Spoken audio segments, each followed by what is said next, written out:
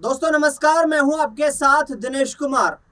पुणे के चर्चित केतन अग्रवाल हत्याकांड में अब कानूनी प्रतिनिधित्व को लेकर एक नया विवाद खड़ा हो गया है।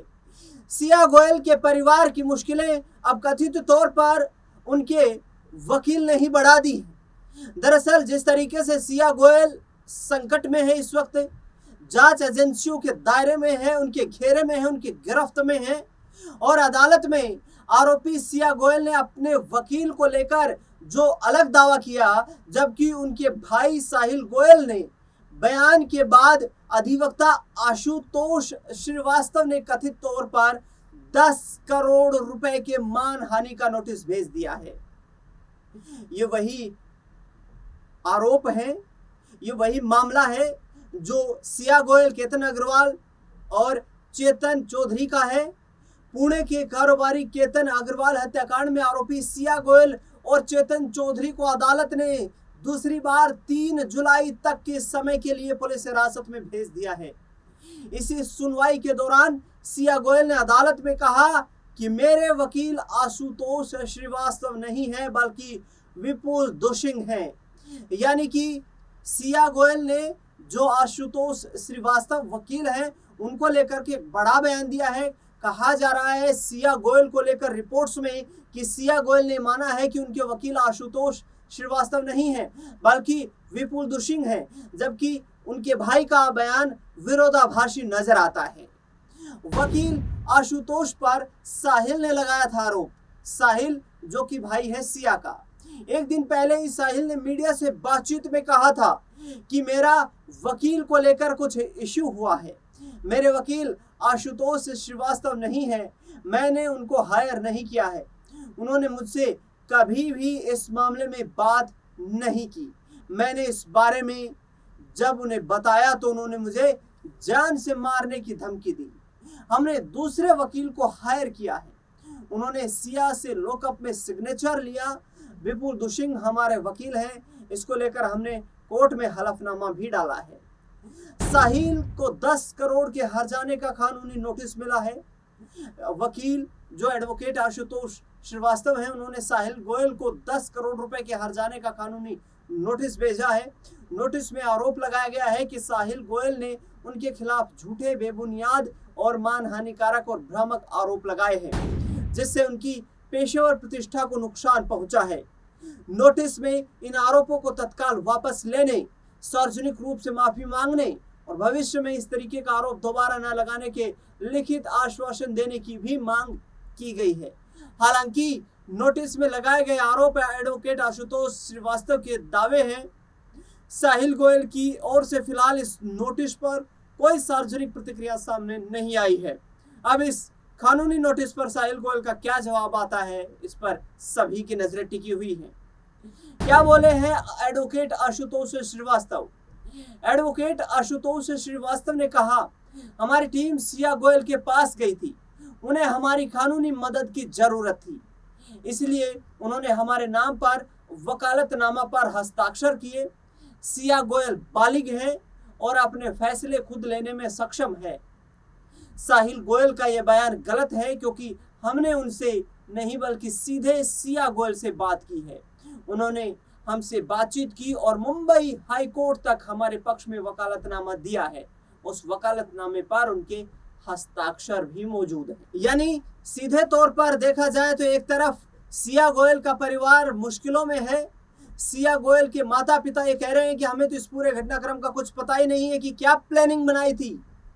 सिया गोयल ने अपने बॉयफ्रेंड चेतन चौधरी के साथ मिलकर, उनके परिवार का यह कहना है कि केतन अग्रवाल बहुत प्यारा हीरे जैसा लड़का था। केतन अग्रवाल बहुत खुश मिजाज लड़का था।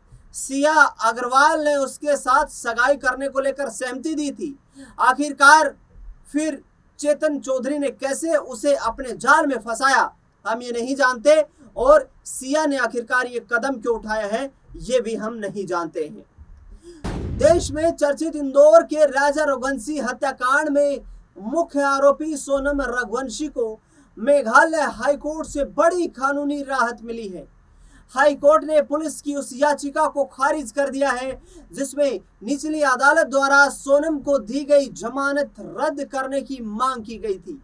इसके साथ ही हाईकोर्ट ने निचली अदालत के जमानत आदेश को बरकरार रखने का आदेश दिया है। पुलिस ने अदालत में दलील दी थी कि मामले की गंभीरता को देखते हुए सोनम की जमानत रद्द कर देनी चाहिए। हालांकि हाईकोर्ट ने सरकार की अपील स्वीकार नहीं की और जमानत को जारी रखने का फैसला सुनाया है। इस फैसले के बाद सोनम रघुवंशी को इस मामले में बड़ी कानूनी राहत मिली है। वहीं इस चर्चित हत्याकांड के अन्य 4 आरोपी अभी भी न्यायिक हिरासत में जेल में बंद हैं और उनके खिलाफ कानूनी कार्रवाई जारी है। राजा रघुवंशी हत्याकांड देश भर में चर्चा का विषय रहा था। ऐसे में मेघालय हाईकोर्ट का फैसला मामले की सुनवाई के दौरान एक महत्वपूर्ण कानूनी घटनाक्रम भी माना जा रहा है। क्या है पूरा मामला?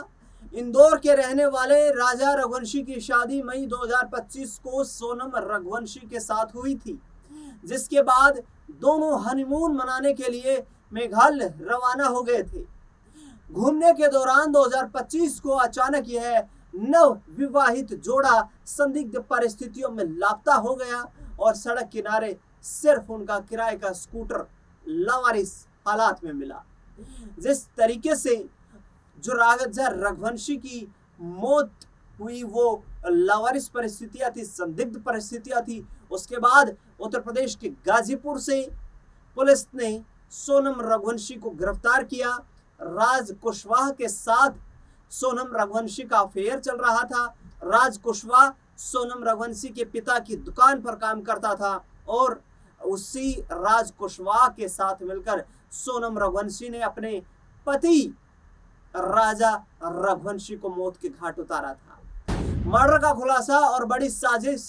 गहन तलाशी अभियान के बाद जून 2025 को चेरापूंजी की गहरी खाई से राजा रघुवंशी का सड़ा गला शव बरामद हुआ, जिसने पूरे मामले को एक खौफनाक मोड़ दे दिया।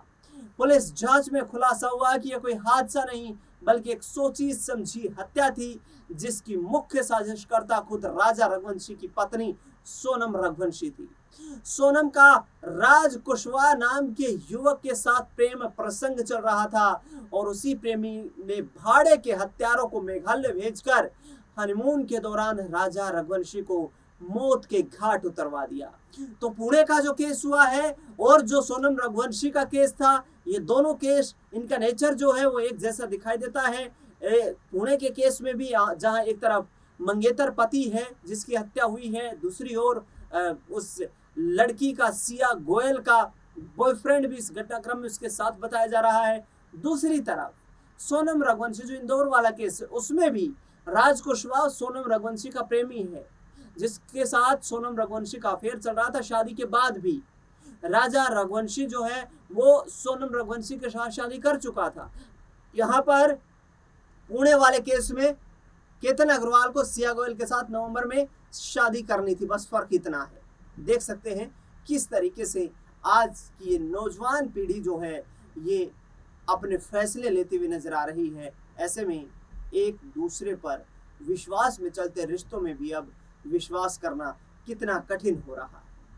इस खास रिपोर्ट में फिलहाल के लिए इतना ही। मुझे दीजिए इजाजत। नमस्कार।